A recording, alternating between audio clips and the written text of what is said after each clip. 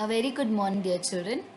Today we are going to continue with the second part of chapter 3, Life Processes in Living Organisms, part 2.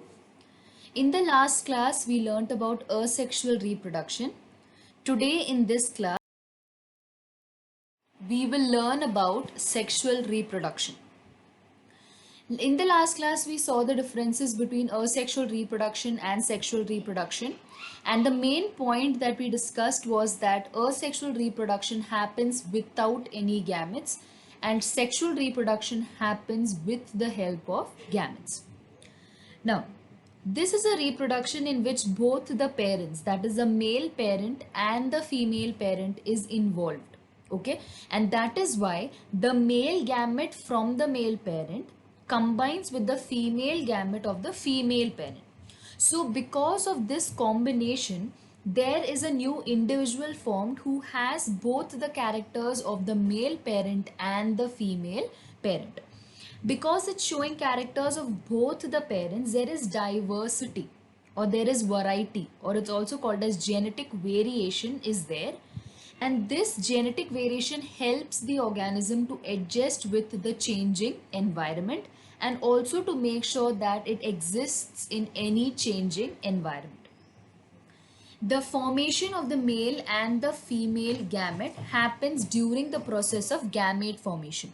We have learned in the previous chapter about meiosis, and I told you that gametes are formed during the process of meiosis. What happens in meiosis? That the chromosome number, it is reduced to half and haploid gametes are formed. So the male and the female gamete, they are actually haploid in nature. Okay, so sexual reproduction, basically you can say that there are two steps in this, that is gamete formation and fertilization. Gamete formation is what? Where you have the male gamete and the female gamete is formed, that is gamete formation step. The gametes which are formed during the first step, what they do is they combine or they unite together to form a zygote. Okay, so a haploid male gamete and a haploid female gamete, they are combining to form a diploid zygote. This combination of the male and the female gamete is the second step, that is fertilization. So what can you say? What is fertilization? It's nothing but the process of formation of a zygote by union of a male and a female gamete. Okay, so when you say sexual reproduction, it's basically two steps. One is gamete formation by meiosis and second is union of the male and the female gamete to give rise to zygote, that is fertilization. Okay. Now, in this chapter, you have basically two sexual reproductions to learn. One is the sexual reproduction in plant and second is sexual reproduction in humans. Today, we will be focusing on sexual reproduction of plants only. The flower in the plant, it is a structural unit of sexual reproduction in plant. The pedicel. Flower that is connected with a very thin stalk to the stem. That stalk that connects the flower to the stem is called as the pedicel. You must have seen flowers connected to the stem with the stalk. Such flowers which have the pedicel is called as pedicellate.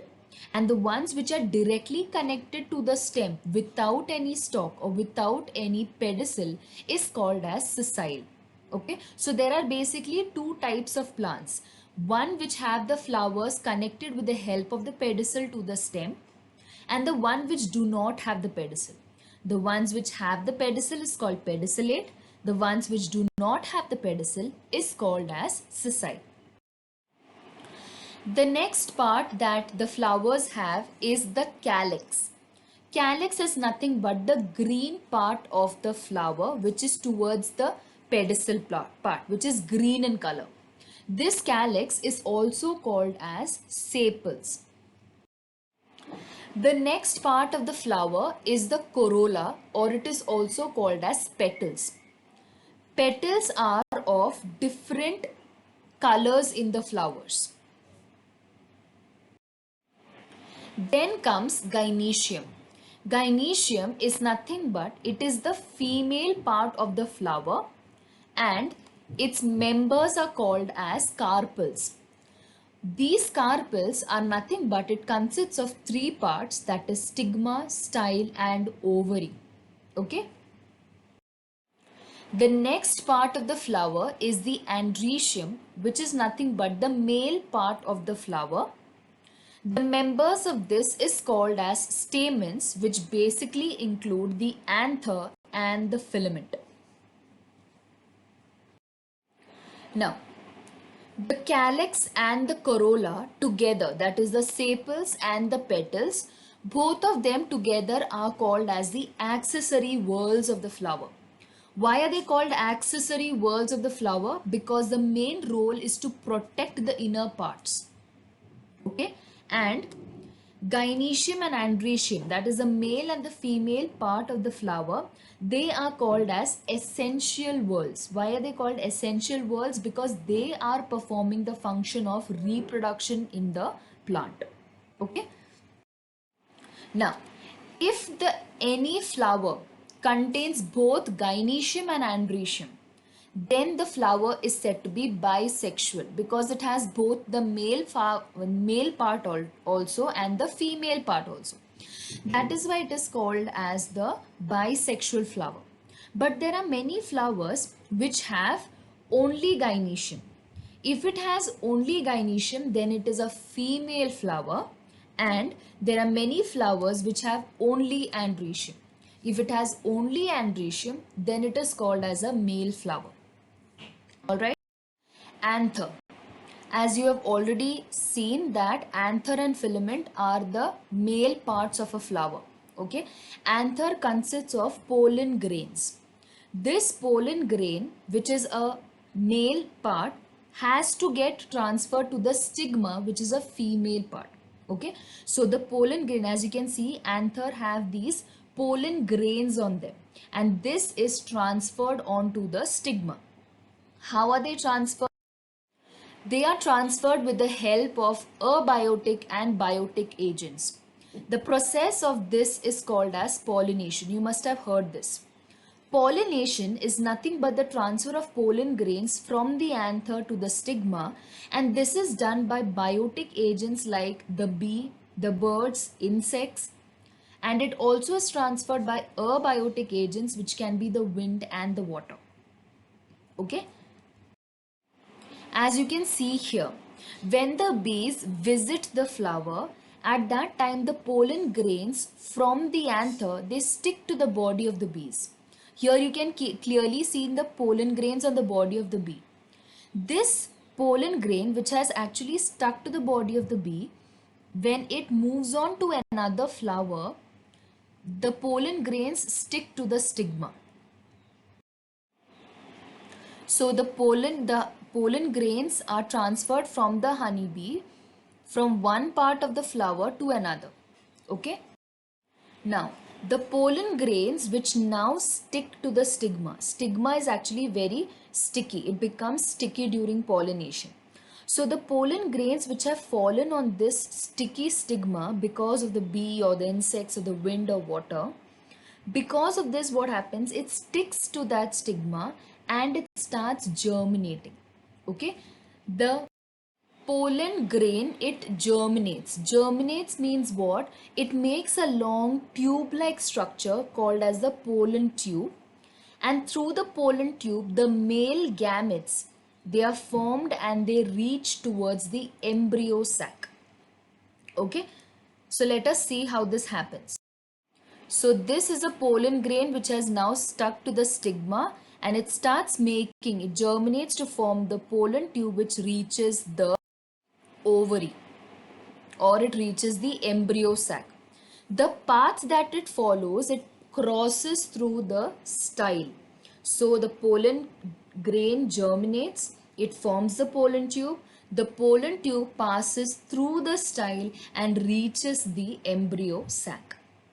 Okay. Now, once it has reached the embryo sac, what happens to the tube is the tube will burst and it will release two male gametes into the embryo sac. Okay. So this is my embryo sac. If you see, there is a micropylar end. It is through this end that the pollen tube releases the male gamete. Okay, for this, synergids play very important role. The synergids are the ones which guide the entry of the male gametes into the embryo sac. Why is this that the pollen tube is moving only towards the downward direction? Is mainly because the synergids, they produce some attractants, some chemical compounds are made because of which the pollen tube gets attracted towards it and it brings the male gametes inside. Okay, so the micropylar end is the end from which the male gametes with the help of the pollen tube enter into the embryo sac. It bursts to release the male gametes inside. Okay, now once it is inside, we know there are two male gametes. One male gamete is going to combine with the polar nuclei, which is in the center, and they will form the endosperm. Now what is the endosperm? Endosperm is nothing but it is the food that is necessary or required for the development of the embryo. So one male gamete is going to combine with the polar nuclei and make the food which is necessary for the growth of the embryo, and the second male gamete is going to combine with the egg cell. Okay, and it is going to make the zygote.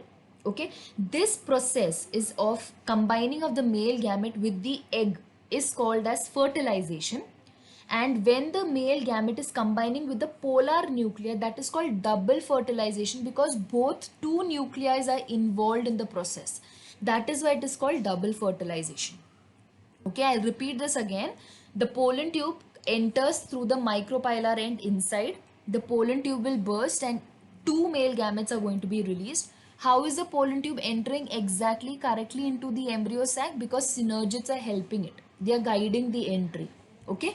Then one male gamete will combine with the egg cell to form the zygote, which is fertilization. The second male gamete is going to unite with the polar nuclei and form the endosperm, which is nothing but the food that is necessary for development of the embryo.